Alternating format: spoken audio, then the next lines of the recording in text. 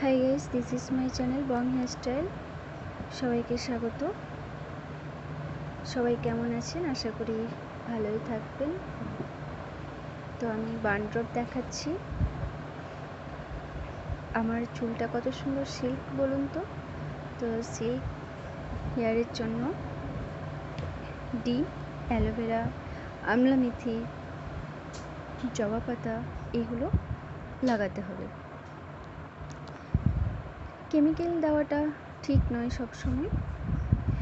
Chemical দিলে চুল হয়তো এখন থাকবে, ভবিষ্যতে থাকবে কিনা সেটাই আর কি। তো যতটা আমরা ঘরোয়া পদ্ধতিতে যত্ন করতে পারি সেটাই ভালো, তাই না? বাড়িতে একটু কষ্ট করে জোগাড় করে তারপর বাড়িতে বানিয়েই লাগাতে হবে, তাহলে খুব সুন্দর ঝলমলে হেয়ার পাওয়া যাবে। তো একটু পরিশ্রম তো করতে হবে, একটু কষ্টও করতে হবে। ক্যারি পাতা হেয়ারের জন্য ভীষণ ভালো। মেথি এবং ক্যারি পাতা তেলের ওপর দিয়ে ওটাকে ফোটানোর পর, যে কোনো তেল যে যেটা ইউজ করে, তো তারপর সেটাকে ভালোভাবে ম্যাসাজ করতে হবে। তো তারপরের দিন স্নানের সময় শ্যাম্পু করে দিতে হবে ভালো করে। তারপর তো কন্ডিশনার নিতেই হবে। কন্ডিশনার মাস্ট, কন্ডিশনার সবসময় নিতে হবে। আমি যদি ডেলিও শ্যাম্পু করি তাহলেও কিন্তু কন্ডিশনার ইউজ করি, তোমরাও করবে। কন্ডিশনার ইউজ না করলে কিন্তু হবে না। যার যেটা স্যুট হয় সে সেটাই নেবে, কিন্তু কন্ডিশনার মাস্ট। সিরামও মাস্ট। সিরামটা সপ্তাহে 2 দিন না হলেও 1 দিন তো লাগাতেই হবে। সিরাম সবসময় কালভে লাগাতে হয়, বাড়তি চুলটাতেও লাগাতে হয়। সিরামের কাজ হচ্ছে চুলটাকে জট পাকাবে না, অয়েলি অয়েলি ভাব থাকবে এবং খুব সুন্দর লাগবে দেখতে। তো তোমরাও ইউজ করবে সিরাম। ভালো চুলের জন্য সুস্বাস্থ্য খাবারও খেতে হবে, জল তো খেতেই হবে প্রচুর পরিমাণে, আর হেয়ারকেও খাবার দিতে হবে, যেরকম তেল, স্পাটা ভালো মাঝে মধ্যে,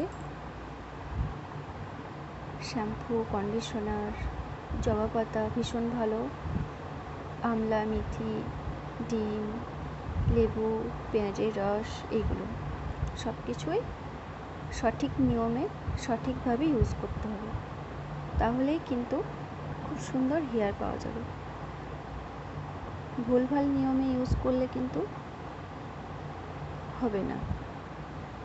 তাই আমাদের জানতে হবে কখন কোনটা ইউজ করব, তাহলে আমার ভিডিওগুলো ফলো করতে হবে, দেখতে হবে যে আমি কিভাবে লাগাচ্ছি, কিভাবে ইউজ করছি, সেটা ফলো করে লাগাতে হবে। এবং আমার ভিডিও দেখতে হবে ঠিকঠাক নিয়মে। বাইরে গেলে চুল খোলা অবস্থায় না যাওয়াই ভালো, একমাত্র ওকেশন ছাড়া, কোনো পার্টি ছাড়া, কোনো কাজের ক্ষেত্রে গেলে চুল গুটিয়ে নেওয়াই ভালো। চুলে ধুলো বসলেই সেখান থেকে চুল রাফ হয়ে যাবে।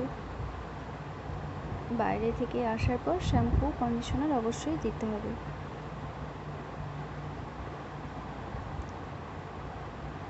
অনেকের খুশকিরও সমস্যা থাকে, খুশকির জন্য পেঁয়াজের রস, লেবুর রস ভীষণ ভালো।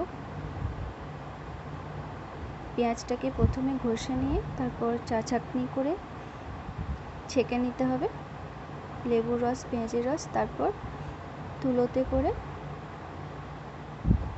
মাথার লাগাতে হবে, চুলের গোড়ায় গোড়ায়, বাড়তি চুলটাতে নয় কিন্তু।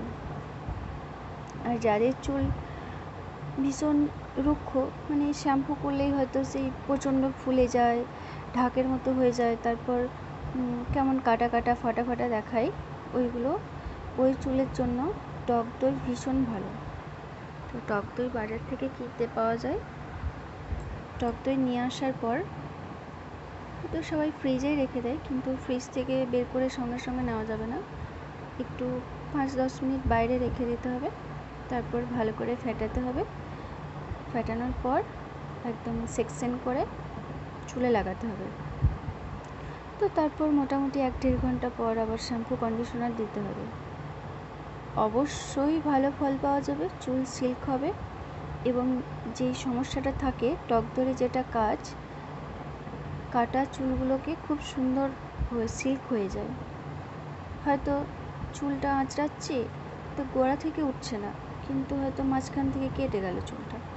এই সমস্যাটা সবার হয়, মাঝখান থেকে কেটে গেল। এবার ওই চুলটা যদি মাঝখান থেকে কেটে যায় তাহলে শ্যাম্পু করার পর ওইগুলো বেশি বোঝা যায়। যাদের রুক্ষ চুল তাদের বেশি বোঝা যায়, যাদের সিল্ক তাদের কিন্তু একদমই বোঝা যায় না। তাই ভালো হেয়ার পেতে গেলে সঠিক নিয়মে সঠিকভাবে সব কিছু ইউজ করতে হবে, তাহলে কিন্তু সুন্দর ঝলমলে হেয়ার পাওয়া যাবে। আর একটু পরিশ্রম করতে হবে। তো আমরা হেয়ার তো সবাই একটু কম বেশি ভালোবেসে থাকি, বেশিরভাগই ভালোবাসি। তো নিজের হেয়ারটা ঠিক রাখার জন্য আমার ভিডিওগুলো ফলো করুন, দেখুন, লাইক কমেন্ট অবশ্যই করতে হবে। কোনো কিছু রিকোয়েস্ট থাকলে কমেন্টে জানাবেন, কারোর কিছু সমস্যা থাকলে কমেন্টে জানাবেন, কারণ সবার সমস্যা তো এক নয়, বিভিন্ন জনার বিভিন্ন সমস্যা।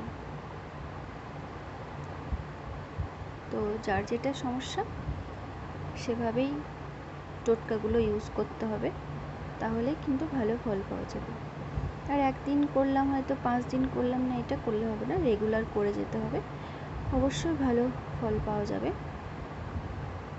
ভিডিওটি ভালো লাগলে অবশ্যই লাইক কমেন্ট শেয়ার। তো দেখা হচ্ছে আবার পরের ভিডিওতে। সবাই ভালো থাকবেন।